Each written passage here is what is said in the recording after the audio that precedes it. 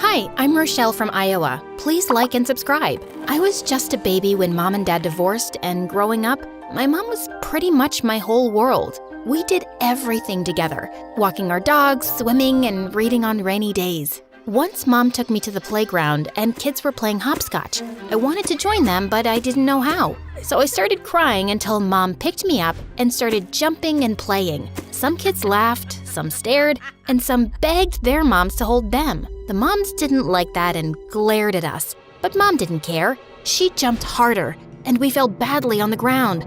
I got bruises on my face, and Mom broke her leg. Some moms came running to help us, and I swear some of them were laughing. Mean witches. I wanted to punch them, but I was too little. And yeah, Mom and I were inseparable. And as a kid, I was really shy and had a hard time making friends. I would just sit on the sidelines watching other children play. But whenever someone tried to talk to me, I'd just freeze. Do you want to play kickball with us, Rochelle? Just forget it. I did well in school, but every year I got a little more lonely. By the time I was 8, everyone treated me like I was invisible. Some teachers didn't even know my name. Once our math teacher was absent, so the other class's teacher came to fill in her place for the day. She was old and grumpy, and she smelled like Home Depot. When she saw me, she said, "Oh my God, did someone bring their sister to school again? For the 1000th time, don't bring your relatives to school they don't attend. This is not a BTS concert. Give me your mom's number. I'm calling her to pick you up right now." I swear I don't get paid enough to do this. But I'm the school. Excuse me? Then some of my classmates interfered and told her that I attended this school. She wasn't convinced until I swore on my grandma's grave. And then she checked the class list and left me alone. Duh, I'd been going to the same school since kindergarten. The only people who knew I existed were the mean kids who loved to pick on me. I never understood why, but I guess it was because I was an easy target and wouldn't fight them back. They'd be stealing my lunch, calling me a ghost and whatnot. I don't understand what I did wrong. They're always giggling when they see me. Is it my hair? Mom, do I smell? Wait, is it my big nose? No, duckling, you are perfect. Sometimes kids are just mean. Don't give up though. In time, they'll see the real you. This went on for 5 years, but when I turned 13, I swore it would end. I needed to find a way to make friends and get the other kids to leave me alone. If they didn't like who I was, I'd just have to change. I talked my mom into taking me on a shopping spree. I changed my whole style. New shoes, a new jacket, even clip-on earrings because I didn't have my ears pierced. My mom wouldn't let me dye my hair, so I got a new haircut instead. But when I went to school the next day, well, you could say the outcome was disappointing. Ew, who are you supposed to be? Who, me? This is just how I dress. Well, stop it. You look like a weirdo. And just like that, my confidence was shattered. Julie, the most popular girl in my school, hated how I looked. I felt so stupid. I waited for the end of the day, then ran home and cried in my room. But then I had a moment of realization. What does Julie have that I don't? If she can be so popular, I can too. Fine, if a new look wasn't enough, I'd just have to do something more extreme. I'd be like Julie. I made a list of everything she did, the food she ate, the movies she talked about, the sports she played. Don't ask me how I got all this info. Shy kids have their ways. Shy kids are the scariest. Don't be a shy kid. If I couldn't get friends by being myself, I was ready to fake it till I made it. 3 weeks later, I sat down at the popular girls' table in the cafeteria. Everyone stared at me. I was panicking. Julie loved volleyball. I wanted to talk about it to win her over. Volleyball. Volley, according to the Oxford Dictionary, means a lot of bullets, stones, etc. that are fired or thrown at the same time. Ball. Well, it's kind of the same thing, but not a bullet or a stone or etc. and not thrown at the same time.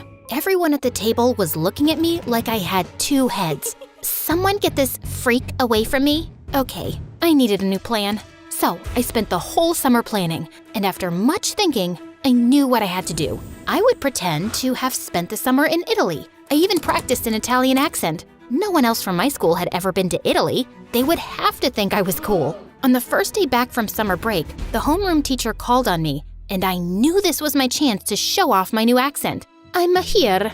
Since when do you talk like that? Oh, this? I spent the summer in Italy. Julie burst out laughing behind me. No, you didn't, you little liar. Brittany saw you in the library. You're lying about going on vacation. Oh yeah, that's a new one. Thank God you didn't work in a zoo during the summer break. Imagine how you'd be talking now. Who lies about going on vacation? Someone whose mom died. I couldn't believe I said it, but it was too late to take it back. Julie stopped laughing, and everyone got quiet. The teacher was busy at his desk and didn't notice. Wow, I'm sorry, Rochelle. Sam was comforting me? I didn't remember the last time she'd even spoken to me. Yeah, I'm sorry too. I didn't know. Do you want to, sit with me at lunch or something? Sure, I guess that'd be okay. I didn't know why I said that. I just panicked. But suddenly, I had a spot at the popular girls' table. Kids who had always bullied me were now fighting over who got to buy me lunch. I'd gone from being the most hated girl in my school to being the most loved one overnight. Everyone was sympathizing with me and wanted me to feel better. Not wanting to lose all the attention, Julie took me under her wing and started acting like a big sister to me. We hung out between classes and she even walked me home after school. So, who's taking care of you now that your mom's, gone? My aunt is looking after me for now. I'll probably have to move in with her later. Her house is even bigger than my mom's, and she has a pool. Not that I'm okay enough to swim and have fun. I'm still sad, but I thought it was worth mentioning that she had a pool. I ran inside before Julie could ask any more questions. My mom was in the kitchen cooking spaghetti. Oh, hi, Rochelle. How was school? Sorry, Mom. Can't talk now. Lots of homework. I locked myself in my room and tried to catch my breath. How could I have lied about that? And about my mom of all people? But I couldn't go back now. Everyone would hate me even more than they did before. Even my mom would hate me. I would just have to keep pretending my mom had died, forever if I had to. What I was about to do was crazy, but what choice did I have? It's okay. It'll be worth it. The next day, everyone at school was nice to me. Kids gave me their snacks and even offered to do my homework for me. All I had to do was walk around looking gloomy, and they did the rest. Teachers at my school were always super busy, so none of them even noticed what was going on. So, what happened? I mean, how did she pass away? Was she sick or something? The whole table got quiet. Julie elbowed Sam, but you could tell she wanted to know too. Luckily, I was prepared.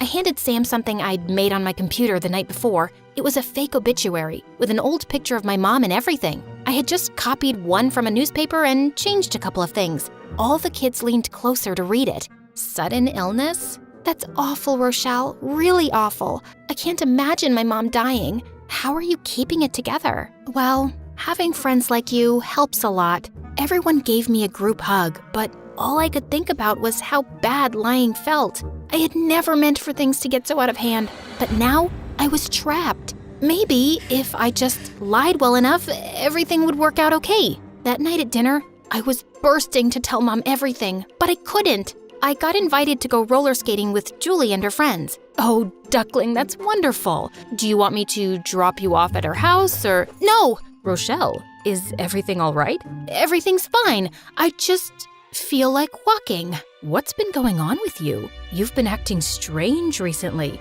hiding things and having outbursts. I'm worried about you. I'm okay, really. I'd love to meet some of your new friends. You will, Mom, just not yet. The better things got at school, the worse they got at home. Pretending my mom abandoned me was stressful, especially since I had to face her at home after. I started yelling at the littlest things, storming off, and even throwing stuff. I knew I was acting crazy, but I couldn't stop. 2 weeks passed, and still no one had found out. It was getting harder and harder to keep track of all my lies. The popular kids' table was starting to feel like a prison. How come you never invite us over to your house? It was always just me and my mom there. I'm just not ready to have anyone else in it. But your aunt's there, right? Oh, right. Yeah, I'm close with my aunt. I call her Tito. Her name is Time, poor thing. Mom is luckier. Was luckier. Her name's Date. But yeah, I'm trying to adapt to the new situation. I can't believe they still make you go to school and do homework. You should, get a year off or something. Do you want me to talk to the principal for you? No, don't do that. I need school. It helps distract me. And I've already talked to the principal anyway. The week after was Julie's birthday, and she threw a huge party at her house. Half the school was there, even some parents and teachers who were friends with Julie's parents. I was laughing and joking with some of the other girls when I saw Julie start to do a speech. I want to thank everyone for being here to celebrate, especially my best friend, Rochelle. It's so sad that it took your mother's death for us to become friends, but I'm so glad to know you now. Her mother's what? I couldn't move. I couldn't breathe.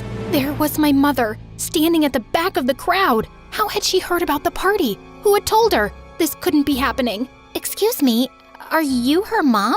Yes. Rochelle, do you want to explain what's going on? Oh, wow. That's very MSA. Everyone stared at me. I wanted to disappear. People were talking, but all I heard was buzzing. Julie was saying something and pointing at me. Then my mother grabbed me by the arm and led me out of the party. She didn't say anything until we were driving back to our house. You need to explain yourself. I broke down. Everything that had happened swept over me at once, and I told my mother everything.